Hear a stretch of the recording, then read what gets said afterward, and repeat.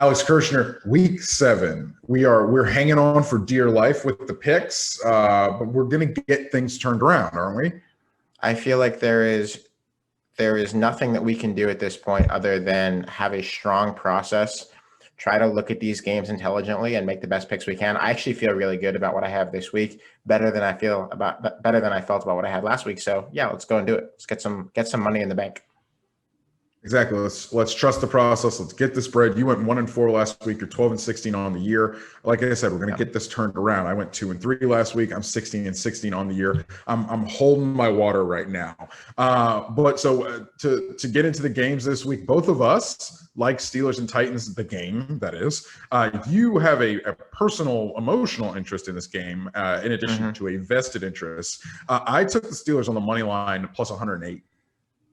I took the Steelers as underdogs in this game at plus 1.5 at minus 110. So with a little bit worse juice than you, but I like the Steelers in this game. I just like the Steelers in general this year. I also have you're a Steelers fan, of course, but that doesn't always mean I like them. Trust me. But I have the Steelers in this game. I also have the under at 52.5 at minus 110. For me, getting points was a little bit too good to pass up. I also think that, given the way the game is likely to play out, what do the Titans really like to do? What does Mike Vrabel like to do? Absolutely pound the rock into the line many times a game with Derrick Henry. The Steelers' run defense and their defensive line in particular are mean. I don't know that they're going to shut down the Titans' running game, though. Without Taylor Lewan, their offensive tackle, it might be a little easier. But I do think that they can slow it down, and we might have a lot of those drives that go from like the 25 to the 50 or to the plus 45. And then a punt. And that would work very well for the under if I'm right that that's how this game is going to play out. So I do like the Steelers and the under in this game. All right. Doubling up on your home team. We both of us also are taking the Las Vegas game. I think the Sunday night game, Bucs and Raiders, Gruden Bowl. I'm taking the Bucs minus 3.5. You got it at a better number though. Just by a hair. And I think you got a lot of. Yeah, but you got much better odds. You got much better odds on this. This was an early week pool, I think on Tuesday or Wednesday. I have underestimated the Bucs some this year. This is a pretty suffocating defense that I think it's not only number 1 in yards per play, but is also number 1 in defensive DVOA, which is an advanced stat that we both like. So no matter which lens you're looking at it through, this has been the best defense in the league so far. I think even better than the Steelers.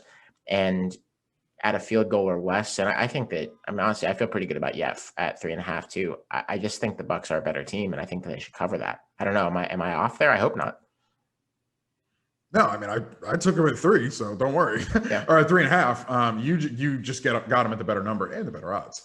Cowboys in Washington. I do not understand why the Cowboys are a pick 'em in this game or even in this game. Washington is really bad. And I know Riverboat Ron may do a little something to figure it out. And I know Zeke was fumbling all over the place, yada, yada, yada, blah, blah, blah. I'm taking the Cowboys in this game. I'm taking them at the pick 'em. The weird thing for me when I went to look was that the pick 'em for me was actually better odds than the money line. I don't really know why that happened at the place that sportsbooks are weird like that. I don't get it, and I'm not sure why. If you have a game that's a pick 'em, I'm not even sure why you have a money line on the board. I feel like you're just trying to take advantage of people. I don't get that, but I actually just pulled this one just right before we recorded the show because at a basic toss up against a team that is that bad, even with Andy Dalton at quarterback, I like Washington. Andy Dalton is the best quarterback on the field in this game, opposite Kyle Allen, and Washington cannot score. Cowboys. You're taking Cowboys. Yes. Did I say Washington? Excuse me. Yes. No, Cowboys money line. Yeah. I think that Washington's really bad. This is a team that has not crossed 20 points since week 1. They give up a lot of points when they're not playing the Giants, and I just think that they're bad. And so I feel pretty comfortable with the Cowboys here. Again, another game we sort of see eye to eye on. We see eye to eye, but you're getting the better value in all these damn games. 49ers and Patriots. You have the Patriots minus 1.5. I have the Patriots minus 2. I think Bill Belichick is going to make the Niners play with one hand behind their back, and I think the Niners already have one hand behind their back, given they're on like their 4th string running back, et cetera, et cetera. Yeah, I think that this is kind of a feel pick for me because the Patriots are not the Patriots right now. Let's be clear.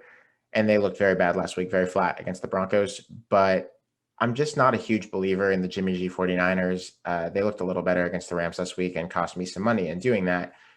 But at less than a field goal at home, the Patriots against a team that has looked flat and not great, I don't know. For me, you can probably hear in my voice that I'm not overwhelmingly confident about this for us, but I still like it enough to do it.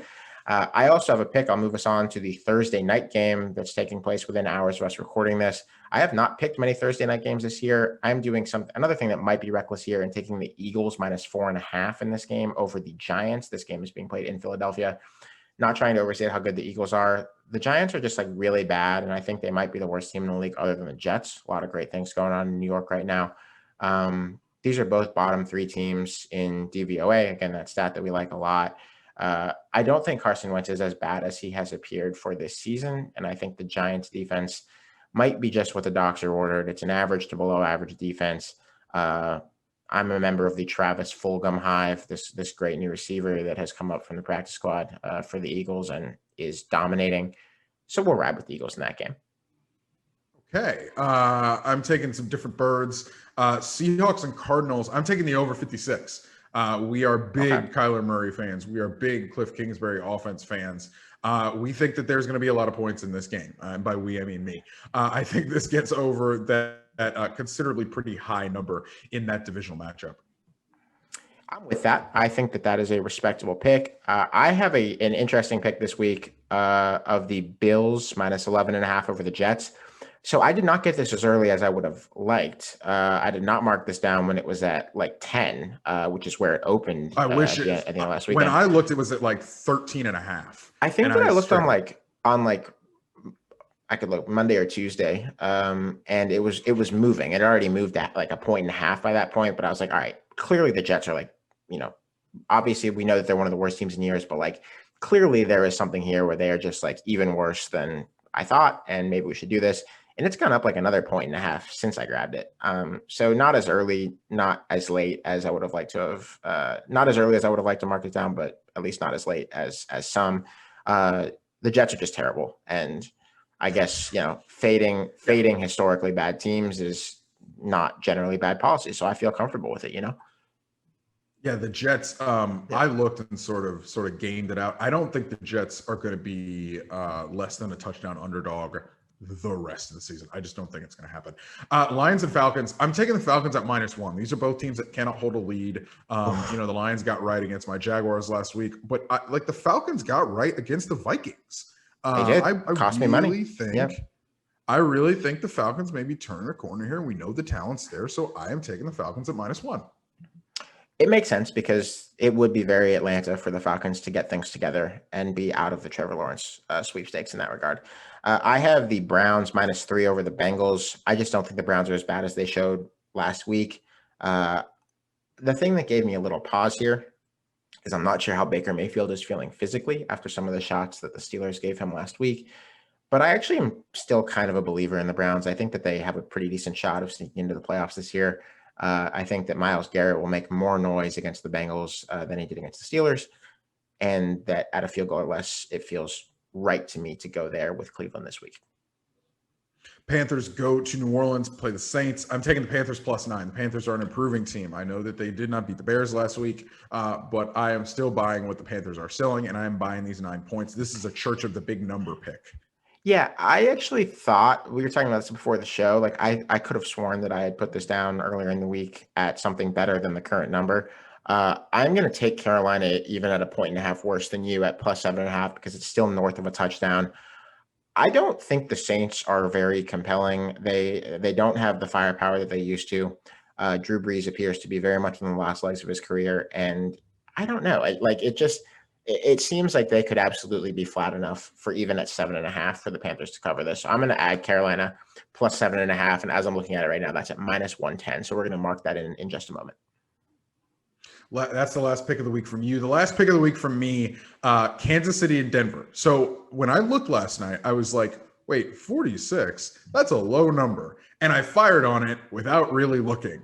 And then somebody told me the weather is supposed to be awful in Denver, like blizzard, snowstorm, awful. It changes over 24 hours because I think it's supposed to be in the 60s on Friday. But this is the thing. Last year, these two teams played in a blizzard in Kansas City and hit 53. So I don't know. I'm sort of crossing fingers and toes that A, the weather clears up between now and Sunday, which in Denver it is wont to do. But B, also sort of trusting the Chiefs here and trusting the Chiefs to ride me over 46. I mean, they might. Anytime you're a Patrick Mahomes, Tyreek Hill offense, you could score 35 without really even waking up. So, yeah, I respect it. I think it could work out for you, and I hope it does because we both need a better week this week. We sure do, Alex. Let's have a better week. I will see you next week.